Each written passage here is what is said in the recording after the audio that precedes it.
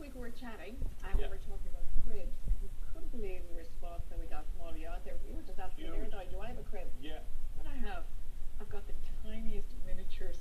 You know I love miniatures. Yes. So I've got this crib that I could put in my hand, and I have it for years, and they're mini. Would you actually have to put the men's in, or are they there because No, it's they're so there, small? but they're so teeny. But it's But how like, do you put them in with a tweezer? but I hold them with my hand like this, and go, but they're tiny, and the baby Jesus is the size of my Light King.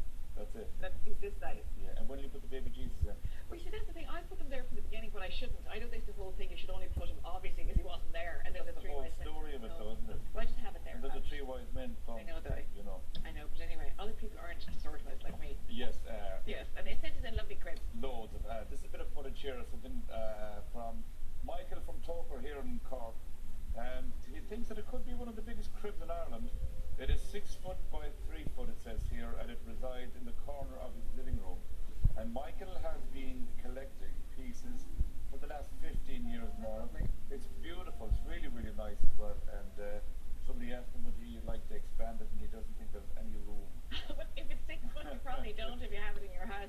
The K family, this is a lovely crib actually. It's very different. It's a knitted crib, and this is probably good because it's not really breakable.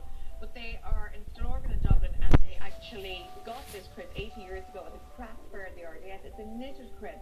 They're saying, unlike many other crib figures, they have survived, of course. That's nice. Yeah, a new generation of children. They said the grandchildren came along. They decided to replace the statue figures with the knitted ones.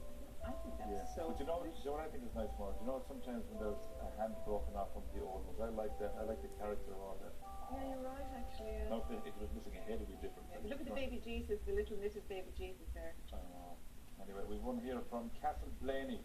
This is Ona Mary from Castle Blaney in County Monaghan sent in some pics of a crib that is 23 years old, Maura, and her daughter Elaine made it out of an old orange pot. You didn't see the old orange pot.